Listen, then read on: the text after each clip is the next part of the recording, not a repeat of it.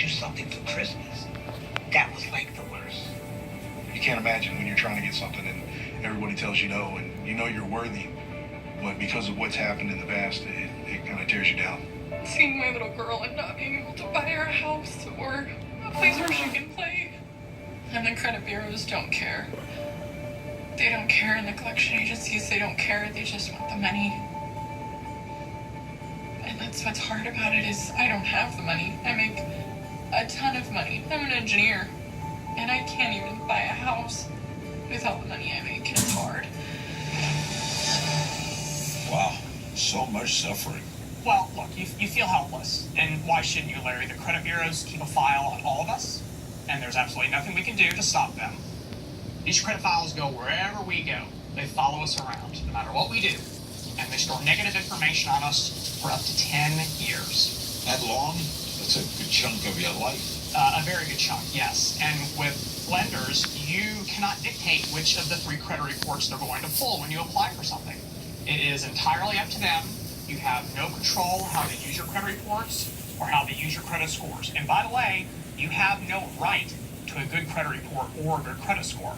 And unfortunately for many of us, the deck is stacked against us because of errors on our credit reports that are simply not our fault. Now, you were actually employed by both FICO and Equifax. Yes, sir, that is correct. So you have a real insider's view that few others have.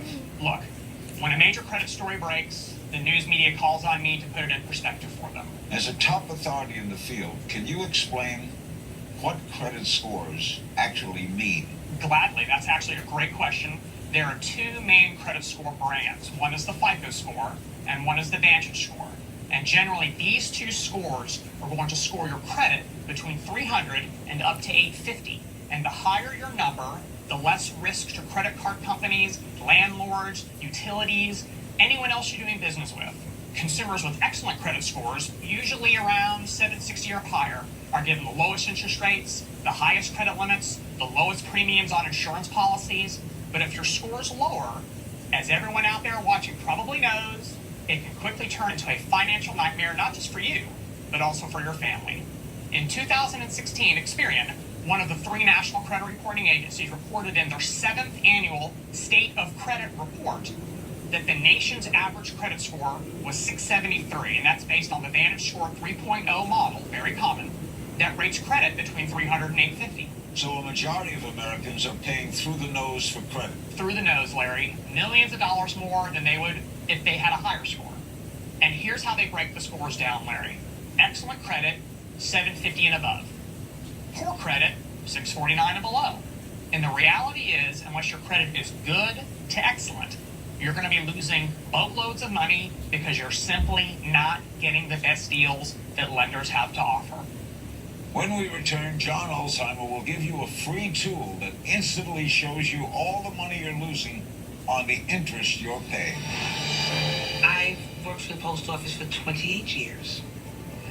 I'm a 9/11 survivor, as a matter of fact. I sustained respiratory issues as a result of working during Ground Zero. I literally fell into very strong financial challenges to the point where it even led to homelessness and me sleeping in my van sometimes. You have nothing, no money, no credit, nothing left. The bank took all your machinery. They come with the tow truck. You work so hard to build something and make it in life, and it all gets taken away. Me and my wife were on verge of getting divorced. Money was just too much of a stress. Credit couldn't do anything. You know, it was pretty much like we were working just to pay bills. There was no enjoyment out of anything. I even missed a job at the hospital. They checked my credit score, and because of that, even though I had the certifications to have that job, I didn't get it, and it was only due to a low credit score. John, I know that a bad credit report can prevent you from purchasing a car or home, but I never realized how much that your credit score affects the interest rates you're offered. Oh, they're so important, Larry, and frankly, few people do. And that's why I thought it was so important to come on your show today and discuss this. You just make the assumption that you're all being treated the same, but the truth is, you're not being treated the same, far from it. Let's take a phone call from Erica in Nashville, Tennessee. Hi, Erica. You're on the phone with credit expert John Olsheimer. Hi, John. You're telling me that my neighbor living right next door might be paying less money for everything than I am just because he has a higher credit score? Not might. That's absolutely correct, Erica. But look, a picture is worth 1,000 words, so let me show you the reality. And in a moment, I'll give you a free website where you can put in your own numbers and do this for yourself. The rates change daily, so make sure you check yours often. Example, let's say you're financing $500,000 for a mortgage for 30 years, a very common loan. If your FICO credit score is in the low range of 620 to 639, you'll be paying an interest rate of a little over 5.1% for a total amount of interest paid of over $483,000. If your FICO score is at the highest level, you'll pay a little over 3.5% for a total interest paid of a little over $315,000 over that 30-year period. Wait, that's almost a difference of $170,000. Wait, you're paying 50% more money. Exactly right, Larry, for the same house. You're paying 1/3 more for the same house. And someone wouldn't have any idea that they're being treated so poorly because of the credit score? No, sir. They'd likely assume it's the same for everyone. They're forced to pay it because they're desperate. They want a house. Here's the website to go and run your own interest rate numbers yourselves. Look, there are no classes on credit score management at any level of academia. No one learns about this stuff in school. Each one of us is left to learn through trial and error. And in the credit world, an error can lead to a 7 to 10-year penalty. Which credit bureaus do our viewers have to be concerned with? Yeah, no, that's a great question. There are many, countless almost, but primarily only 3 of them really matter: Equifax, TransUnion, and Experian. And you used to work for Equifax. Yes, sir, I did. These credit bureaus each maintain well over 200 million credit files, and here's the critical part, Larry. They do not share credit information with each other. They're competitors. So rarely are your credit reports going to be the same. But what if someone in the audience doesn't know what's on their credit reports? Aren't they essentially flying blind? Yeah, no, that's absolutely well said. They are flying blind. And our viewers need to know what's on their credit reports, Larry. And there are a lot of services out there that unfortunately will take your money to provide that service that are going to want to charge you for your credit reports. Do not fall for it. Every year you're entitled to your free credit reports. Just go to the website, annualcreditreport.com. Folks, write this down. Knowledge is power. Find out in black and white what's on your credit report. It's the first major step to making a big change for the better. Larry, you nailed it. And most people will be surprised, if not shocked, what they find. You'll receive credit reports from all 3 of the major agencies. You compare them next to each other. Completely free? Absolutely, 100% completely free. In fact, you can leave your credit card in your wallet because you're not going to need it. But it's the little things that will often hurt you, maybe more often. Things that your audience simply is not aware of. Like what? Larry, let's say you make a late payment on your mortgage.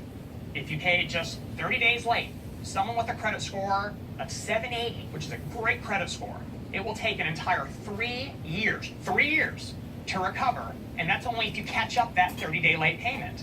Wait a minute, 3 years for one single late payment? I know, it's hard to believe, right? And what if that 30-day late payment isn't actually correct? It's wrong. The last recognized study on credit report accuracy was performed in 2012 by the FTC, the Federal Trade Commission. And in that study, the FTC found that 1 in 5 consumers had at least one error on their credit reports. Now, that's around 50 million Americans. That's a huge portion of our audience watching right now. Yeah, that's exactly right, Larry. In 2015, the FTC did a follow-up study and discovered that those who reported an unresolved error on one of their credit reports still believe that the disputed information is still inaccurate. And get this, Larry, the credit reporting agencies cannot tell the difference between an accurate credit report and one that contains errors. They are not your lender. They're not the source of the information that resides on your credit reports. So they're the warehouse. Absolutely right. They're the warehouse. And when it comes right down to it, only you, the borrower, the consumer, can tell the difference between something that's accurate and something that is inaccurate on your credit reports. And only you can ask for that false information to be corrected. And if you don't ask, No one's going to bother to know or bother to correct the errors, and you're the one that gets penalized. You cannot assume that your credit reports are great just because you always pay your bills on time. The only way to know for sure is to check them. John, what's the craziest piece of information you've ever seen in a consumer's credit report? Well, I have actually seen, Larry, credit reports showing a consumer to be dead. And they were alive. And they had no clue that one of their lenders reported them dead to a credit bureau? They were very much alive, and you are correct. They did not have a clue. In fact, the only way they found out about it was when they went to apply for credit, and the lender denied them because their credit report listed them as being deceased. And, of course, logically, deceased people can't apply for credit. Stephen in Washington, D.C., you're on the line. What's your question for John? I've learned more about credit on your show than I ever knew. Thank you, Stephen. That's very nice of you. Look, this stuff is not taught in schools, and when you're young and receive your first credit card, guess what's missing? There is no instruction manual that comes with it.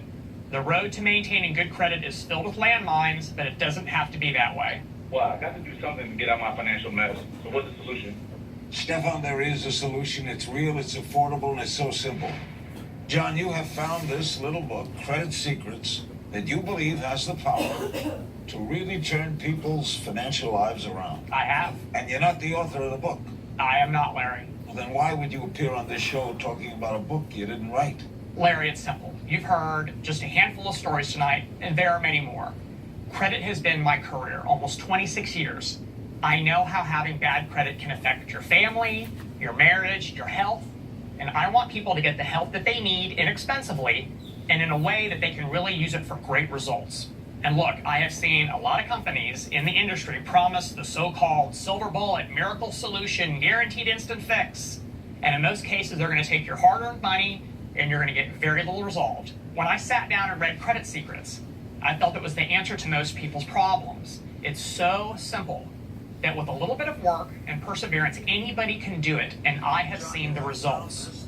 The book was written by a husband and wife who each went through their own credit crisis, and their hard work is a gift to anyone who reads it and wants to get the credit nightmare off their back. Here's what other people just like you discovered that changed their financial life. I really started learning how credit works. And so what I love about Credit Secrets is that it gave me the tool to understand the credit game. And you can't play the game if you don't know the rules. I started working the program. I sent all of the letters. I did all the steps. I read the book front to back, many times. And it worked. 30 days later, I saw change. I was amazed. I was like, oh, wow, my credit score is going up. Yeah, since I started this program, my TransUnion score was 494. Today, it's 722, and I'm going to build my first home. And I'm really looking forward to that. I just went home shopping in Hampton, Virginia, and I will be actually closing on my first house as a first-time home buyer, thanks to Credit Secrets. Kids are now playing soccer, playing softball, all these different things that we weren't able to afford right off the bat, but now we are. And it's, of course, made my kids extremely happy, and with the kids happy, my wife's happy. So it kind of goes in full circle. That's quite a story. So, John, you're the credit expert here. Why should people buy this book now? First, Larry, you'll notice it's small. The steps are easy for anyone to follow. No complicated credit jargon. Look, let me be clear. It takes some effort, but so little compared to the results that so many people are going to receive. It is filled with important information that you can put to use immediately and get results. It gives you all the templates you need to start the process to improve your credit. And the really great thing is you can easily